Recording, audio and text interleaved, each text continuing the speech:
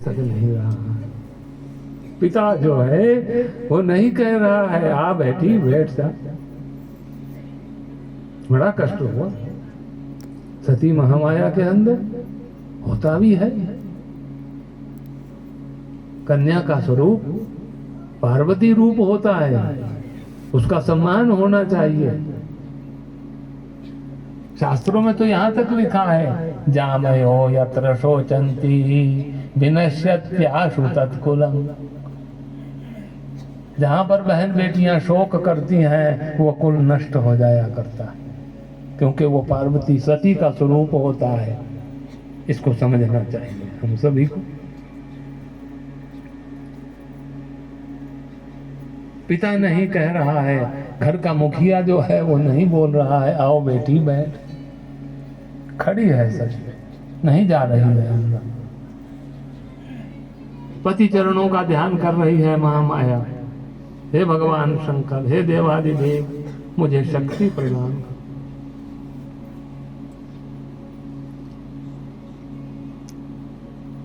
हौसला बंधाया सती महामाया ने। अच्छा कोई बात नहीं, मेरा अपमान हो गया, कोई बात नहीं, पर मैं देखती हूँ यज्ञशाला में क्या मेरे स्वामी का भाग रखा है या नहीं।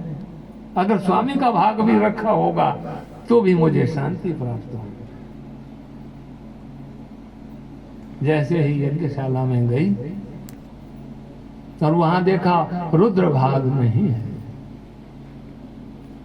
बस वो देखना ही था कि मानो सारे त्रिलोकी को भस्म कर देगी, इतना क्रोध हो गया सती महामाया के।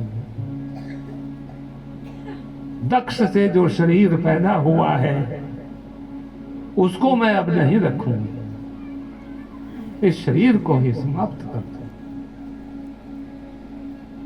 बोलिए सती महामाया की। ये तीसरी भूल थी महामाया की बंधु, कल भी हम वर्णन कर रहे थे।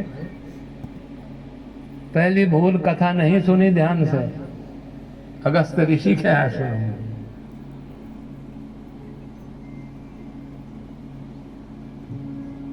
पहली भूल वो हो गई। दूसरी भूल, राम को नहीं पहचान सकी, अकेली चले गई। और तीसरी भूल, यहां भी पति के बिना मायके चली गई। 3 भूल हो गई थी। इसलिए उसको निपटाया किसने? सती महामाया ने। क्या किया? अपने शरीर को ही यज्ञ कुंड में डाल दिया। सती दाह हो गई, नहीं रखूंगी इस शरीर।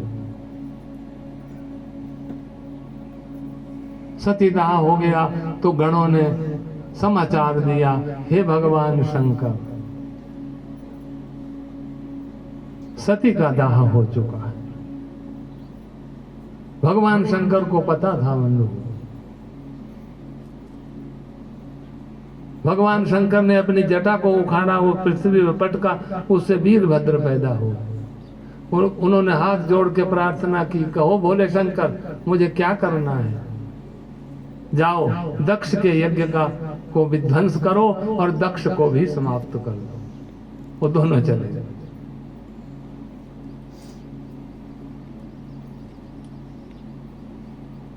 यज्ञ भ्रष्ट हो गया, दक्ष का सिर मरोड़ करके भी डाल दिया गया।